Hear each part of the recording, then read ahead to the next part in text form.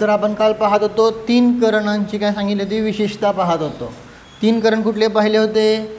अधःकरण, अपूर्वकरण आणि अनिवृत्तीकरण.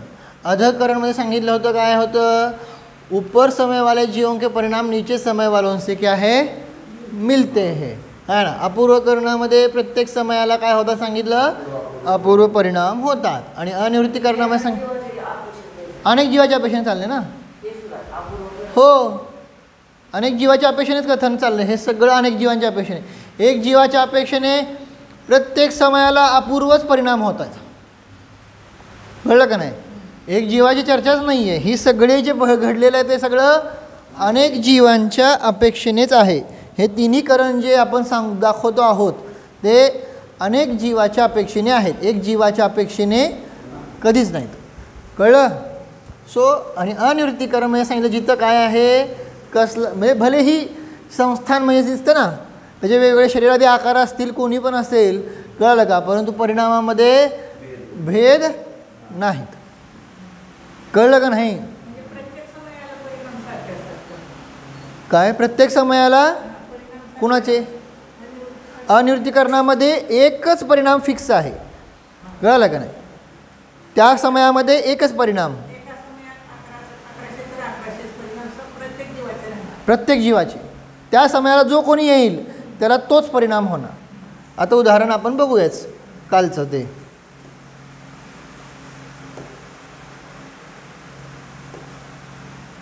हां, तर आपण पाहत होतो इथं अधःकरण.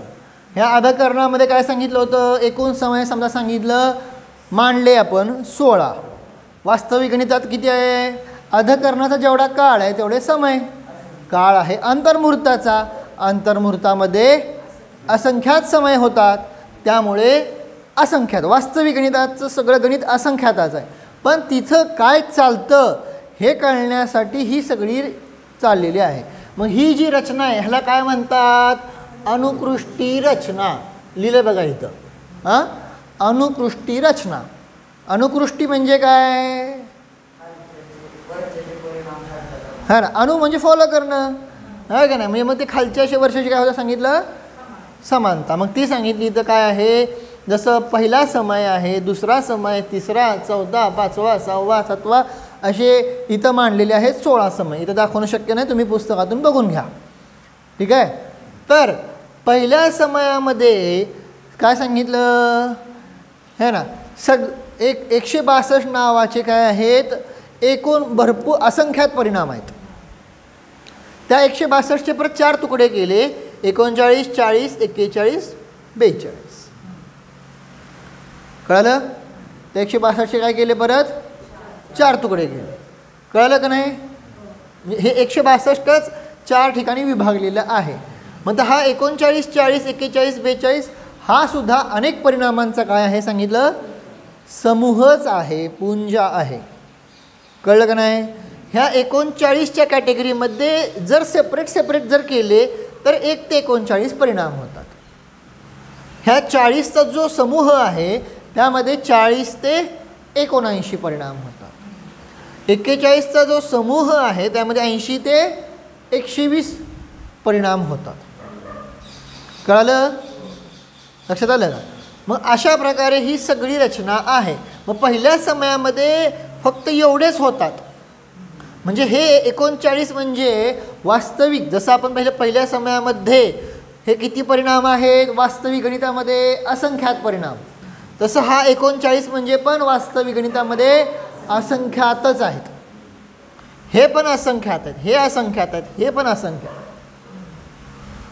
है ना. इथं आपण अनुकृष्टी रचना 4ची घेतली, वास्तविक गणितामध्ये पण काय आहे? असंख्यातच आहे. हे 4 केले ना, 1 2 3 4 रकाने केले ना. काय ह्याला काय करायचं आहे? हां, ठीक आहे, समजलं? हां, तर हे 4 रकाने केले ना आपण. तर वास्तविक गणितामध्ये पण हे सगळी संख्या आहे. फक्त प्रोसेस काय होते हे समजून घ्या. फक्त हे काय आहे? हे कमी आहे, है ना. प्रत्येक ठिकाणी कसं वाढत चाललेत का नाही? हा, मग विशुद्धी वाढत गेली तसं तसं ते परिणामांची काय होत चाललेले आहेत? लेवल्स वाढत चाललेले आहेत. बरोबर.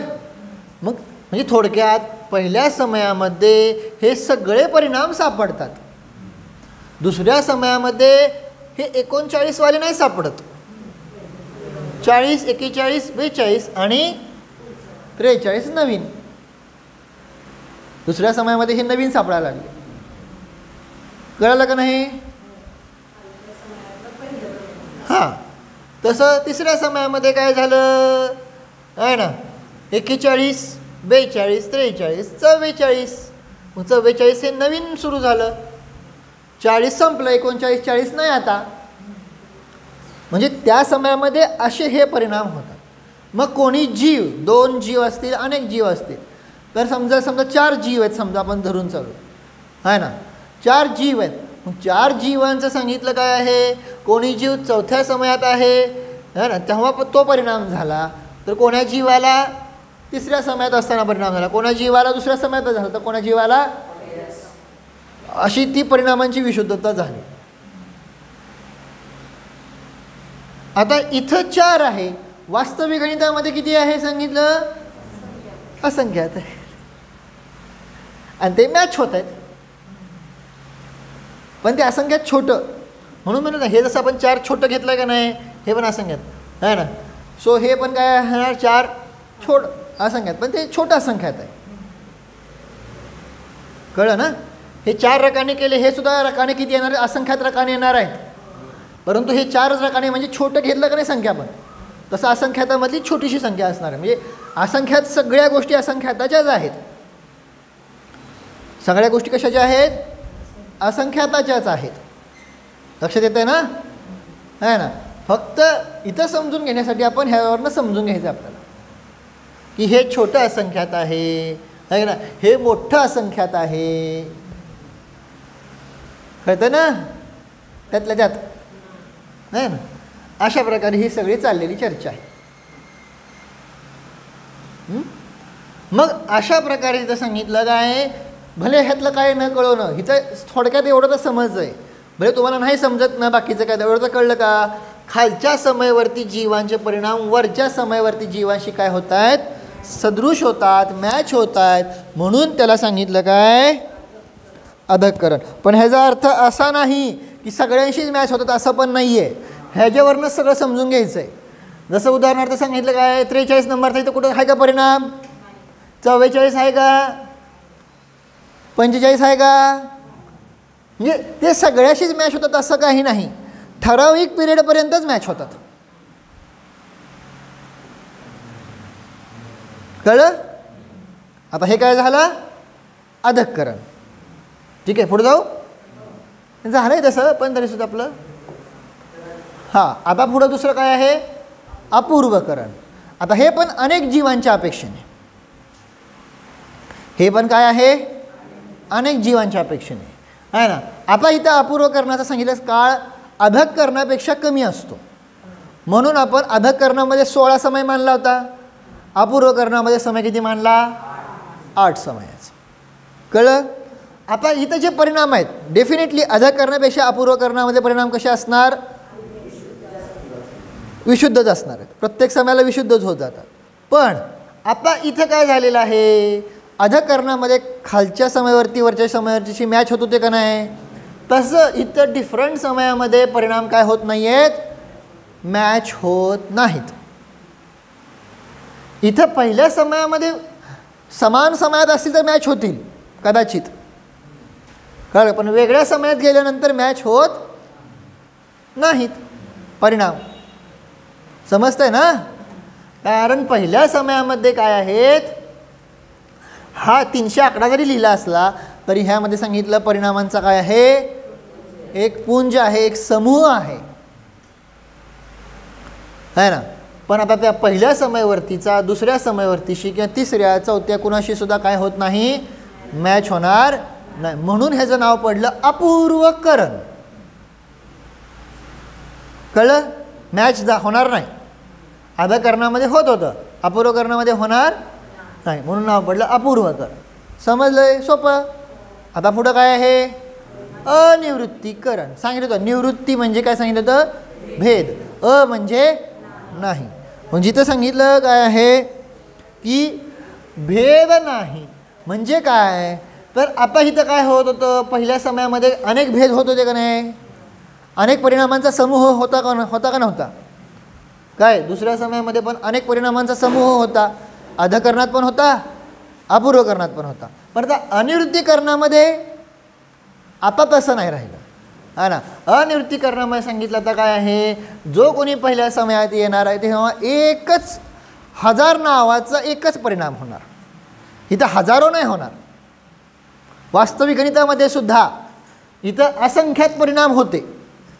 अधकरणाच्या पहिल्या समयात पण बघितले, अपूर्वकरणाच्या पहिल्या समयात पण होते. पण अनिवृत्तीकरणाच्या प्रत्येक समयामध्ये काय सांगितले, आता असंख्यात परिणाम नाहीत. काय असणार, एकच परिणाम असणार. 1000 वाल्या क्वालिटीचा परिणाम असणार. दुसऱ्या समयामध्ये 1100 वाल्या क्वालिटीचा काय असणार, परिणाम असणार. कळलं का नाही. अर्थात खालच्याचा वर्षाशी काय होत नाही आहे, इथं पण मॅच होत नाही. प्लस आता काय सांगितलं, इथं जसं समूह होते आता ते समूह नाही राहिले परिणामांचे, एकच.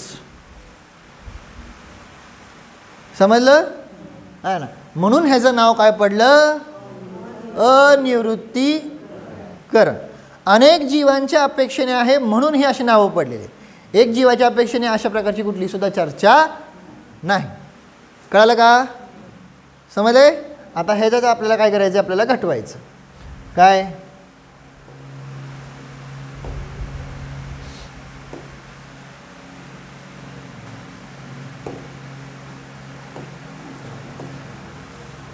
हां. तर आता आपण इथे घटवत आहोत.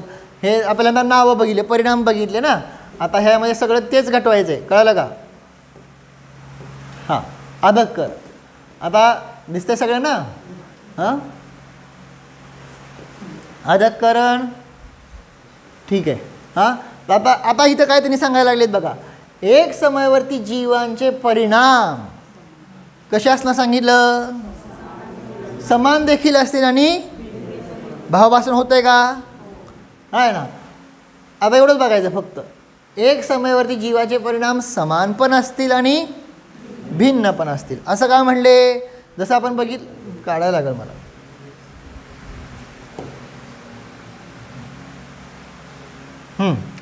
बघा आता अधकरण. अधकरणामध्ये सांगितलं काय, आता समजा कोणी पहिल्या समयात आहेत, अनेक जीवांच्या अपेक्षेने चाललं आहे का नाही. हां, मग आता इथं तुम्ही सांगितलं समजा 2-4 जीव आले, त्यांचे परिणाम सेम पण असतील आणि भिन्न पण असतील का नाही. काय, कारण इथं पहिल्या समयात 1 ते 162 परिणाम आहेत. कळलं का नाही. त्यामुळं सिमिलरिटी पण येईल अथवा येणार पण नाही. कळलं का नाही. तर एक समयवर्ती जीवांचे परिणाम समान पण असतील आणि भिन्न पण असतील. समजलं, सोपं झालं का नाही. काय विचारतोय. हां, आता एक समयवर्ती सांगा. आता अनेक समयवर्ती जीवांचे परिणाम अधकरणामध्येच समान पण असतील आणि भिन्न पण असतील. नियम नाही आहेत. कळलं का नाही. तेच इथं लिहिलेलं आहे ना. भिन्न समयवर्ती जीवांचे परिणाम अधकरणामध्ये काय असणार आहेत, समान पण असणार आणि भिन्न पण असणार. सोपं आहे ना. ते कळलं तर हे नक्कीच कळतंय. ओके, पुढं अपूर्वकरण. आता अपूर्वकरणामध्ये सांगितलं काय, एक समयवर्ती जीवांचे परिणाम काय लिहिलेलं आहे, समान पण आहेत आणि भिन्न पण आहेत. पण भिन्न समयवर्ती जीवांचे परिणाम नियमाने कसे आहेत, भिन्नच आहेत. हे लक्षात ठेवा, आहे ना. बघा आता अपूर्वकरणामध्ये काय, समजा कोणी पहिल्या समयात आला तर इथं किती परिणाम आहेत, 264 ते 300 असे परिणामांचा समूह आहे का नाही. त्यामुळं समान समयवर्ती जीवांचे परिणाम समान पण असतील अथवा एक समान म्हणतो, एक समय काय हां, त्या समयवर्ती जीवाचे परिणाम समान पण असतील अथवा भिन्न पण असतील. भावभाषण होते ना, कारण ते परिणामांचं काय आहे. परंतु भिन्न समयवर्ती जीवांचे परिणाम कसे असणार, नियमाने भिन्नच असणार. तिथं तुम्हाला अजिबात समानता दिसून येणार, म्हणून तर नाव पडलेलं आहे अपूर्वकरण. कळलं ना? भिन्न समयामध्ये तिथं सदृशता नाही येणार. ओके, कळलं ना? भावासन होते ना?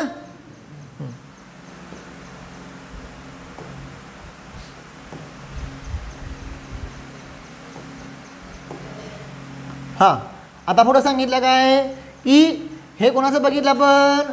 अपूर्वकरणाचं. अनिवृत्तीकरणाचं काय येणार? एक समयावरती जीवांचे परिणाम कसे असणार? समानच असणार. आता भिन्न येणार का? कारण तिथं सांगितलं होतं ना, आमची कुठली शाखा ज्या समयात येणार त्याला फिक्सच तेच परिणाम. त्यामुळे एक समयावरती जीवांचे परिणाम समानच असणार आणि भिन्न समयावरती जीवांचे परिणाम कसे असणार सांगितलं? ऑब्वियसली भिन्नच असणार. अपूर्व होतात बघितलं का नाही आपण? 1000, 1100, 1200, 1300 प्रत्येक वेळेस भिन्न भिन्न होतं नाही. हां, अशा प्रकारे ती सगळी चर्चा सांगितली.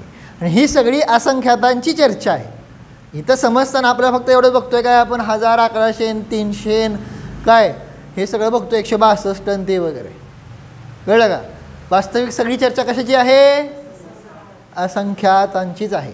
अधकरणामध्ये पण असंख्यात समय आहेत, अपूर्वकरणामध्ये पण असंख्यात समय आहेत, अनिवृत्तीकरणामध्ये पण असंख्यात समय आहेत. हां, अधकरणापेक्षा अपूर्वकरणाचे समय कमी, अपूर्वकरणापेक्षा समय कमी. कळलं का नाही? काय भावासन होतं ना? समजत असेल तर पडदिशी मला हे करा. हे पुढं जायला बरं. आता थांबण्यात काही अर्थ नाही आहे. आज काय पडायला लागलं. हां, आता पुढं काय सांगितलं? हे झालं का? समजलं? हे किती अवघड वाटलं होतं पहिल्यांदा ऐकल्यावर. काय चाललंय? हां, आता भावभाषण होतंय ना? मी म्हणलं ना, ह्याचा वारंवार वारंवार वारंवार अभ्यास केल्यावर काय होता सांगितलं? काय होतं? सोपं होतं. कुठलाही जगातला कुठलाही कितीही अवघड विषय असो, काय म्हणतोय कळलं का? कुठलाही कितीही अवघड विषय वारंवार वारंवार अभ्यास केल्यावर काय होतो? सोपं होतं का नाही? समजलं का ना? आहे ना? हे मागं खूप वेळा तुम्हाला घडवलेलं आहे काय. त्यामुळे हे डोक्यातनं काढा की हे खूप कठीण आहे. हां, तुमची अभ्यासाची तयारीच नाही तर मग सगळंच कठीण आहे. है ना?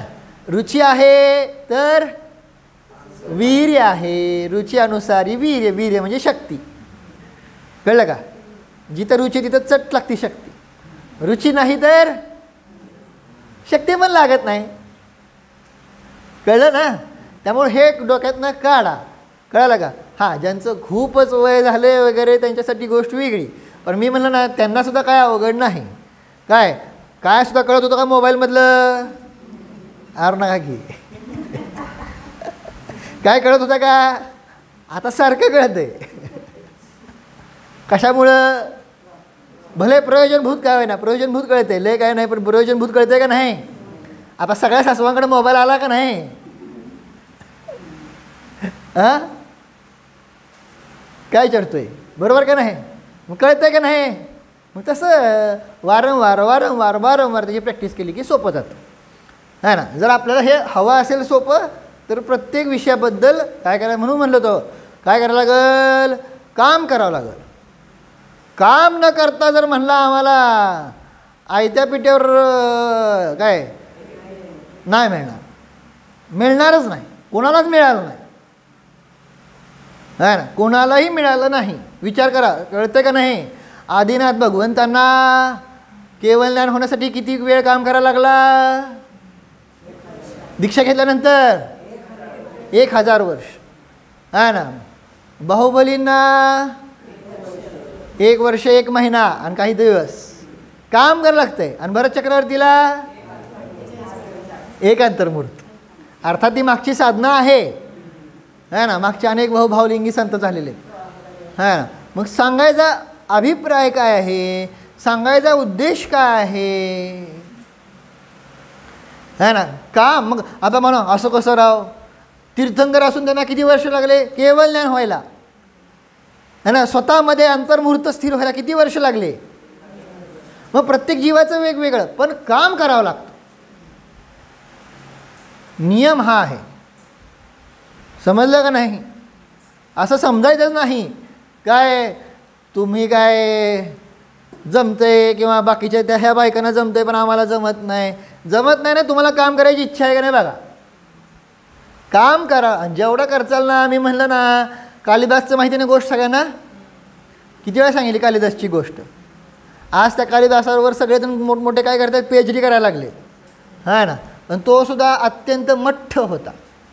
परंतु त्याला कळलं, आत्महत्या करायला निघाल्यावर काय कळलं त्याला.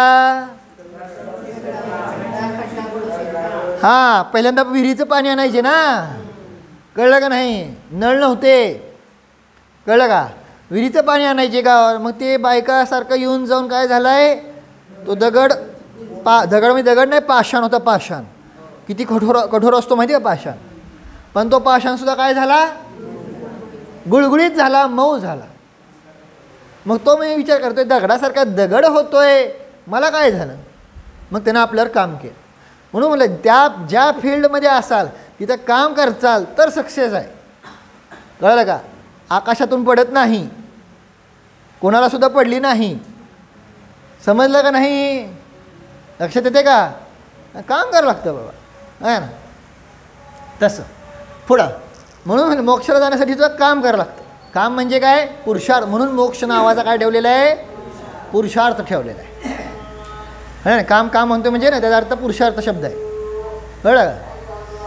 पुढं आता अधकरणामध्ये अनुकृष्टी रचना होते का. बघितलं ना आपण अनुकृष्टी रचना. आपण विभाग केलते का नाही. 39, 40, 41, 42, 40, 41, 42, 43 केलते का नाही. ती अनुकृष्टी रचना. तर ती अनुकृष्टी रचना होते. अपूर्वकरणामध्ये होते का नाही. झाली नाही ना. काय थांबा दाखवतो लोकांना. आता बघितल्यावर चांगलं श्रद्धा नव्हती. हे काय अनुकृष्टी रचना आहे का नाही ही सगळी. अधकरणामध्ये झाली का नाही. पण अपूर्वकरणात झाली का, अनिवृत्तीकरणात झाली का, पुढं पसरलं काय नाही ना. मग ती अनुकृष्टी रचना नाही.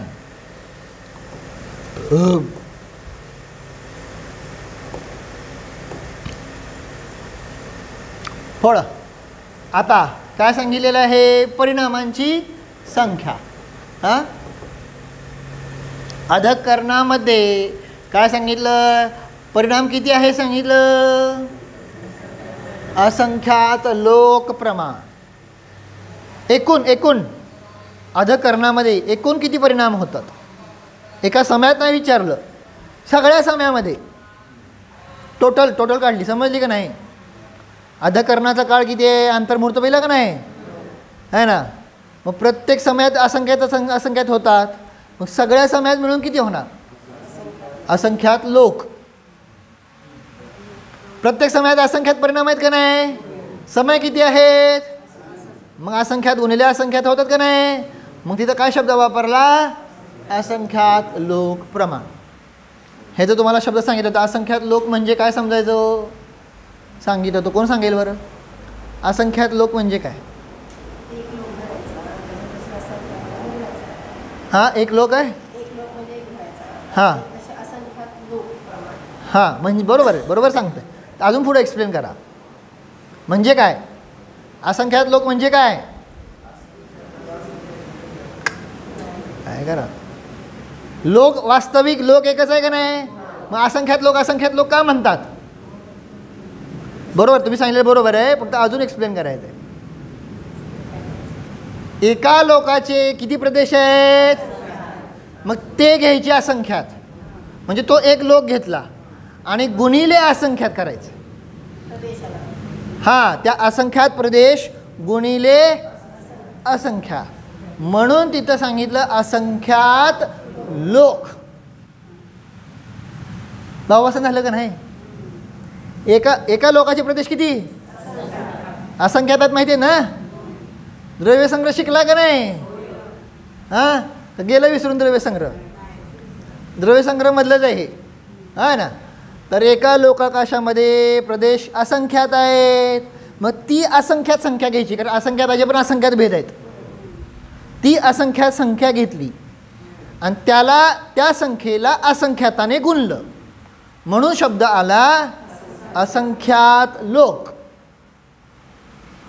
कळलं ना? का लिहून दाखवू दे? काय विचारते? भाववासन झाले ना सगळ्यांना? ती संख्या, लोक म्हणजे काय आहे? असंख्यात प्रदेश. आणि ते फिक्स आहेत का नाही? का कमी जास्त होतात? लोकाचे जे लोकाकाशाचे जे प्रदेश आहेत ते असंख्यात फिक्स आहेत का नाही? ती जी काही संख्या आहे त्या संख्येला असंख्याताने गुणायचं, म्हणून तिथं शब्द काय वापरला? असंख्यात लोक. कळलं का नाही? असं आहे. तर असंख्यात लोक सांगितलं काय आहे? तर अशा प्रकारे सांगितलं काय? ही तर अधकरणामध्ये परिणाम किती आहेत? असंख्यात लोक. पुढं अपूर्वकरणामध्ये पण परिणाम किती? असंख्यात लोक प्रमाण. परंतु अधकरणापेक्षा किती? असंख्यात गुण आहेत. कळलं का नाही? परिणामांचा समूह. कळलं का? पुढं अनवृत्तीकरणामध्ये है ना, जेवढे असंख्यात समय आहेत ना तेवढे परिणाम. कळलं का नाही? अनिवृत्तीकरणाचे आपण बघितलं होतं ना, प्रत्येक समयाला एकच परिणाम होतोय. मग अनिवृत्तीकरणाचे किती समय आहेत? असंख्यात. मग तेवढेच परिणाम आहेत म्हणले, म्हणून तिथं असंख्यात जितने इसके समय है. कळलं का नाही? भाववासन झालं? पुढे जाऊ का? आता तिघांचा काळ आहे ना. अधकरणाचा काळ सांगितलं काय आहे? सगळ्यात काय आहे? मोठा. उदाहरणासाठी आपण किती घेतलेलं आहे ना. त्याच्यापेक्षा संख्यात गुणाहीन म्हणजे उदाहरणासाठी किती घेतलेलं आहे? आणि त्यापेक्षा सुद्धा सांगितलं संख्यात गुणाहीन म्हणजे उदाहरणासाठी किती घेतलेलं आहे? 4 समय. कळलं? अशा प्रकारे काळ कमी होत चालला आहे अधकरणात. हां, आणि विशुद्धी काय होत चालली? आणि विशुद्धी वाढत चालल्यामुळं प्रत्येक कर्णामध्ये होणारं जे काम आहे का नाही है ना, हे जे काम लिहिले तिथं है ना, ते मल्टिपल रूपाने वाढत चाललेलं आहे. म्हणजे जे काही काम म्हणजे कर्मांची जी काय निर्जरा होणं, जे काय होणं आहे का नाही, सगळं कर्मांचं जे काय हलणं आहे का नाही, हे सगळं जास्त जास्त स्पीडने व्हायला लागलं.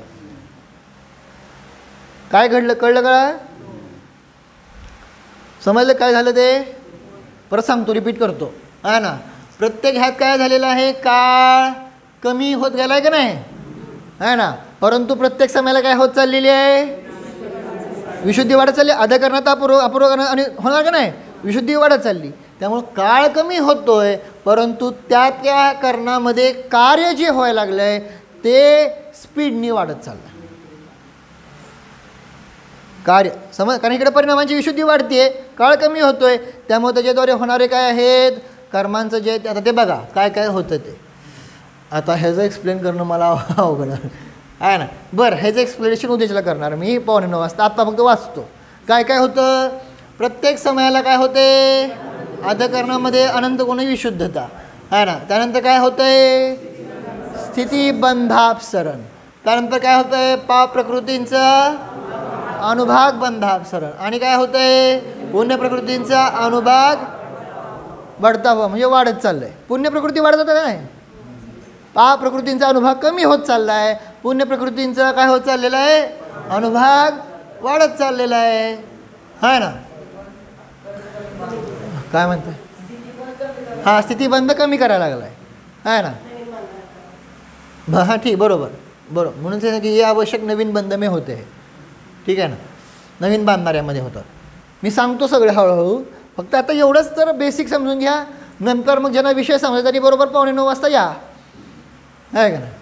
आज पण तसंच केलं, मी जे सांगायचं होतं ते बरोबर 8:45ला सांगितलं आहे ना. आणि समजा बुडलं तर मग मोबाईलवर क्लिक करा, व्हिडिओमधनं बघा. पुढं आता अपूर्वकरण. आता काय सांगितलं? पूर्वीचे काय सांगितले? 4 आवश्यक तर होणार, प्लस काय होतं आता? गुणश्रेणी निर्जरा होते. दुसरं काय होतंय? गुणित रूपानं संक्रमण व्हायला लागलं, गुणसंक्रमण. पुढं काय होतंय? स्थितिकांडक घात होतो है ना. स्थितीचा कांडक रूपाने घात. मी सगळं सांगतो उद्याच्याला है ना. पुढं अनुभाग कांडक धातू. हे 4 कार्य कुठं होतात? बंधामध्ये नाही, सत्तेमध्ये असलेल्या कर्मांचं होतात. कळलं का? हे सगळं सांगणार आहे पण नंतर. आता काय इथं काय होईल? पूर्व की अटी आवश्यक होतात आणि अजून काय होत आहे? सूक्ष्म कृष्टी. म्हणजे अजून त्याला काय करून टाकायचं? कळलं का नाही? सूक्ष्म म्हणजे एकदम बारीक आहे ना, त्यासाठी लवकर संपणार नाही ना, एंड होणार का नाही त्याचा, ज्याचा असेल त्याचा. ठीक आहे ना. अशा प्रकारे हे अधःकरण, अपूर्वकरण आणि अनिवृत्तीकरणामध्ये काय होतं? कार्य होतात.